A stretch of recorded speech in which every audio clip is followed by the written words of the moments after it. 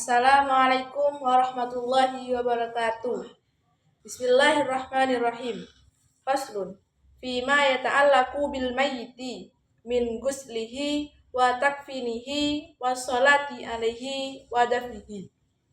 Wa yalzamu ala tariqi fardil kifayati fil mayyiti al muslimi ghairil muhrimi wasyahidi arba'atu asya'a. Gusluhu wa takfinuhu wa sholatu alaihi wa dafnuhu. Wa illam ya'lam bil mayyiti illa wahidun ta'ayyana alaihi ma dzukira. Wa ammal mayyitu al kafiru fa sholatu alaihi haramun harbiyan kana aw dhimmiyan. Wa yajuzu gusluhu fil halaini. Wa yajibu takfinu dhimmi wa dafnuhu dunal harbi wal murtadi. Wa ammal muhrimu idza kufina fala yustaru ra'suhu wala wajhul muhrimati.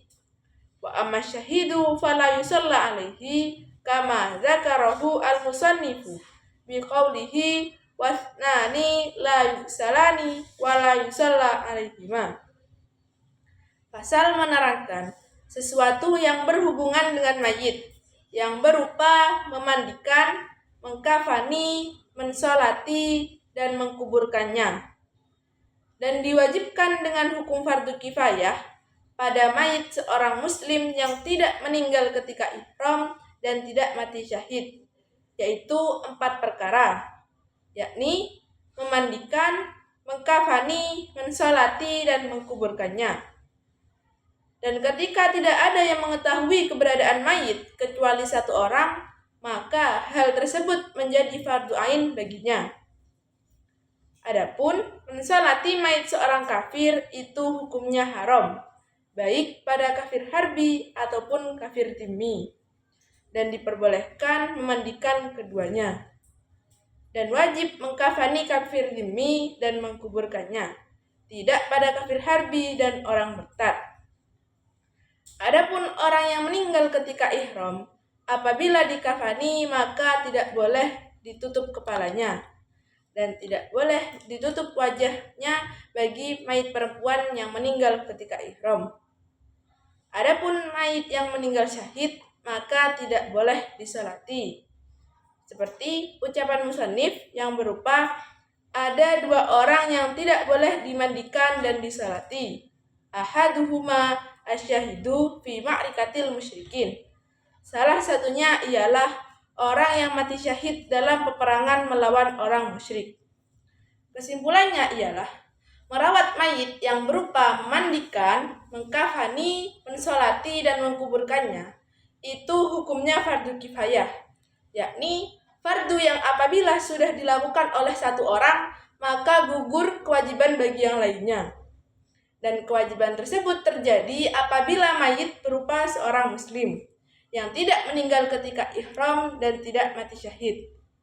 Karena seorang yang meninggal ketika ihram apabila dikafani tidak diperbolehkan ditutup kepalanya bagi laki-laki dan tidak diperbolehkan menutup wajahnya bagi perempuan. Karena kedua hal tersebut ialah sesuatu yang diharamkan ketika seorang sedang ihram. Dan keharaman tersebut tetap berlangsung meskipun dia sudah meninggal. Kemudian apabila mayit berupa seorang muslim yang meninggal syahid, maka tidak diperbolehkan memandikan dan mensolatinya.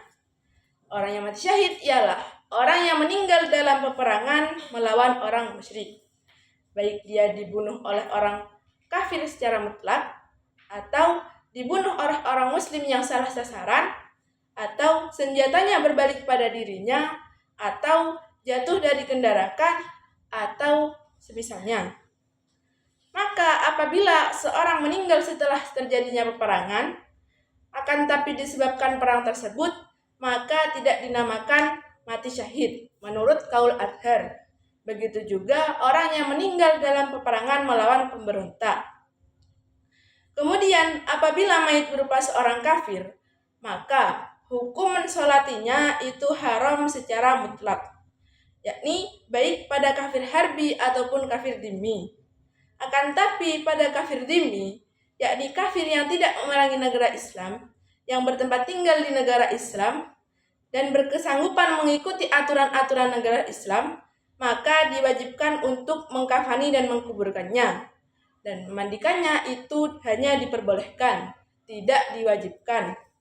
Kemudian apabila mayit berupa seorang kafir harbi, yakni kafir yang memerangi negara Islam dan orang-orang Islam, maka tidak diwajibkan memandikan, mengkafani, dan mengkuburkannya. Begitu juga pada orang yang murtad. Dan kewajiban merawat mayit yang berupa fardu kifayah itu menjadi fardu ain ketika tidak ada yang mengetahui keberadaan mayit kecuali satu orang.